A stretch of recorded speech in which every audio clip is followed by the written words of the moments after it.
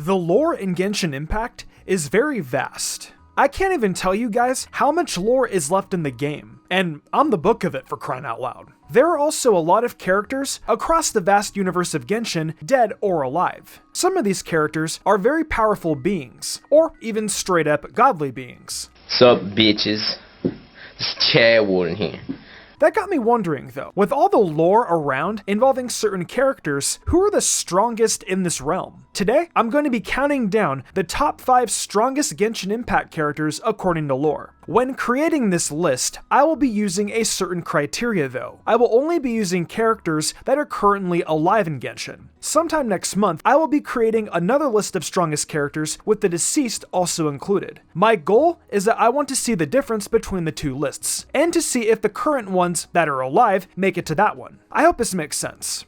Before we begin though, if you enjoy Tevod's Facts and Wisdom, be sure to leave a like and subscribe if you enjoy the content. After the video is over, join us over in our community Discord server, where we talk all about Genshin, including lore. Okay, with that said, let's open the Tevotctionary and see what's been uncovered.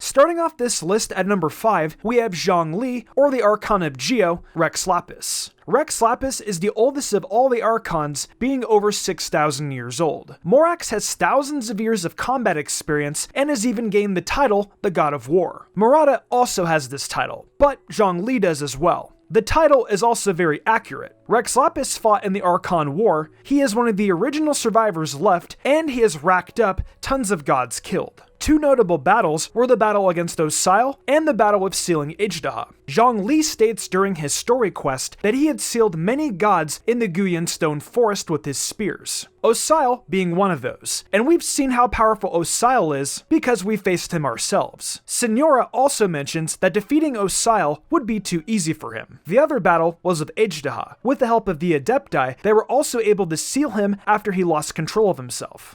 Morax had given him the power of sight and the ability to live above the ground, away from the darkness. In exchange for this, Morax and Ejdaha made a contract. If he broke the contract, which was not to bring ruin to the world, Morax would seal him back up.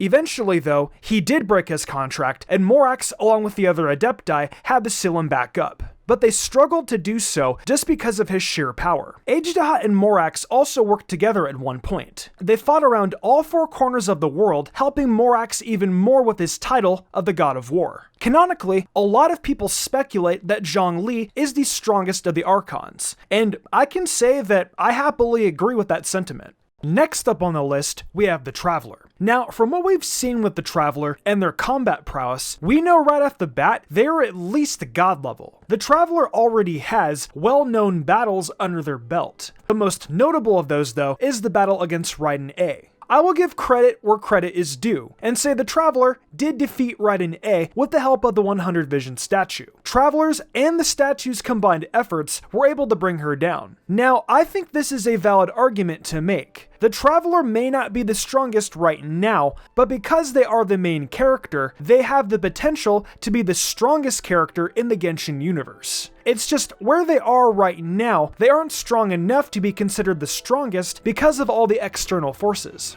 However, with the power of wielding multiple elements at once, and the plethora of unknown powers they still haven't used yet, they're at least number 4 on this list. During the beginning cutscene against a sustainer of heavenly principles, we see both the twins using otherworldly powers, and the protagonist Traveler uses some sort of explosion attack on the sustainer. I'm not sure when we will see these powers again, but it will be at some point in the future when we learn more about the Travelers. Plus, due to how Teyvat works and how the Traveler is an otherworldly being, they appear to not be able to use the same powers they had used against the Sustainer. Despite that though, just being able to wield multiple elements is strong enough. In due time, with the more they learn to harness these powers, they will without a doubt climb the ladder. With the aspect of being able to use multiple elements at once though, that alone makes the Traveler number 4, because the potential of their power is so huge, being able to use all those abilities.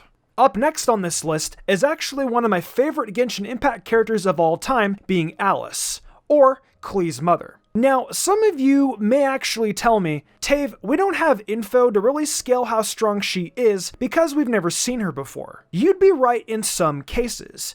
But Albedo has stated that she is an omnipotent sorceress, omnipotent meaning of a deity having unlimited-like power. From the lore that we know, she is an extremely gifted alchemist, her magic prowess is off the charts, and her knowledge is very vast. She is also an elder in the organization known as the Hexenzirkel, who are a group of witches that specialize in Irminsul experiments. The Irminsul, from what we know about lore, is the source where a lot of this world's knowledge comes from. Let's also not forget that Alice has been known to go to other worlds. Having this kind of power is mind-blowing in the world of Genshin, because it seems to go against the heavenly principles due to the Traveler being in Teyvat. Alice has also been gone for 3 years since the Genshin story has started, as she has embarked on a dangerous expedition. Who really knows where she went? I did a theory on that, by the way. You should go check it out. Alice is probably in the Abyss currently. Who knows how powerful Alice actually is? From what we know about her being an omnipotent sorceress, along with her alchemical abilities and vast knowledge she has, I think I can safely place her at number 3. I believe Alice is going to be one of the most powerful beings in this game, just due to the sheer amount of mystery behind her. Her power is very highly praised.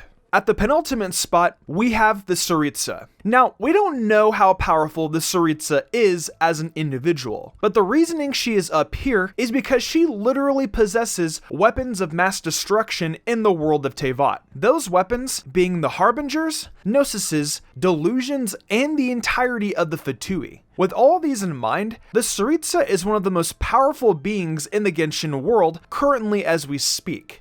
The sources of these powers and why she needs them are still unknown to us. I can say though, from experience, watching the Fatui Harbingers fight just shows the kind of power she has. If we just watch Tartaglia using his delusion, Scaramouche and how he knocked the Traveler out, and La Senora, even though she did die, she was still semi-powerful nonetheless. I have no idea how strong the Harbingers are amongst each other. In the future, once we have more info about them, I honestly would love to do a video about them. But for now, there isn't much info to go on. What I do know though, is that the Saritza has this kind of power at her fingertips, and the Harbingers seem to be very loyal to her. The power of the delusions with the Harbingers is just a taste of what she really has access to. I can imagine Pietro and Dottore being much stronger than the 3 Harbingers I just mentioned. So I'm going to count at number 2 the Saritza and her weapons of mass destruction. Now, for part 2 of number 2, I'm going to include 2 entries here, because it's gotta be fair. For the second part, I decided to put the Queen of Darkness here, or the Night Mother of the Abyss. The Abyss themselves are the survivors of Khaenri'ah, and have their own source of abyssal power. We don't know what that power is, but it's obviously enough to make the Abyss threatening. Having an entire army of Khaenri'ah monster individuals seems pretty nuts. If you've also read The Pale Princess and the Six Pygmies, you can get an idea of how powerful and threatening the Night Mother is. Now, I will say that this book does contain leaked material, so I'm not going to talk about it any further and put any more images on screen. Now, whether or not the Night Mother is the Queen of the Abyss or not, at this point it seems accurate, so I'm going to go off that. Having the opposite Traveler sibling as the prince or princess also has a lot of potential towards this claim. Essentially, the Abyss Queen, with her weapons of destruction, in the same way the Saritza has hers, I can safely say they can be tied for the number 2 spot. They also probably have some power we don't even know about yet. So that makes me more comfortable putting the Abyss here. Before I start number 1, I wanted to do some honorable mentions. Firstly is Varka. We don't know a lot about him other than he is the current Grand Master of the Knights of Favonius, while Jean is the acting Grand Master. Tartaglia also refers to him as the Titan of the Knights of Favonius and is one of the most powerful people in Mondstadt. The people of Mondstadt also seem to have a lot of faith in him. Barbara states as long as Varka is leading the expedition, there's nothing to worry about. The last 2 honorable mentions are both Morata and Raiden A. Raiden A is an honorable mention because I believe she is one of the more powerful Archons. We've also seen her in combat and how she dealt with Orobashi and the other threats that came to Inazuma during the Calamity. Plus, she also kind of zapped La Senora to smithereens. Not to mention she had to end two of her closest friends, being Saigo the Kitsune and Chiyo the Oni. The reason I didn't include her on the list is because I believe the individuals I put on the list are stronger than her, and the fact the Traveler defeated her. Lastly, we have Morata the Power Archon. Now, we barely know anything about her, period, and the nation of Natlan for that matter. But the fact that her title is the God of War means her title is based on combat alone. The Moratans are known to be a warrior group of individuals whose sole purpose involves fighting.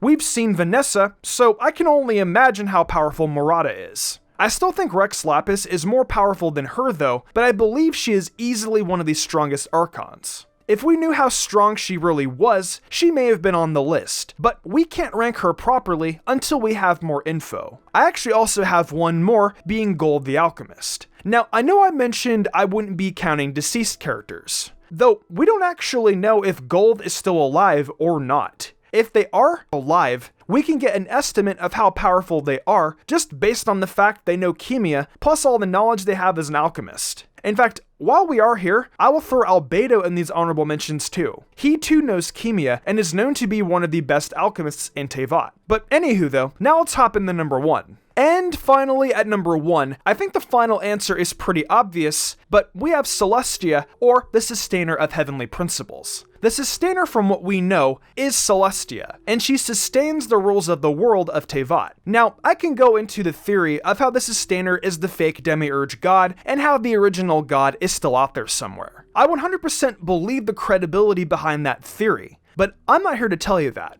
I'm here to tell you that the Sustainer is the most powerful being that's appeared in the game so far. She blocked the Traveler's attacks like nothing, and from what it seems, she's destroyed civilizations over the course of a long time. Hell, she could even be the cause of the majority of the calamities.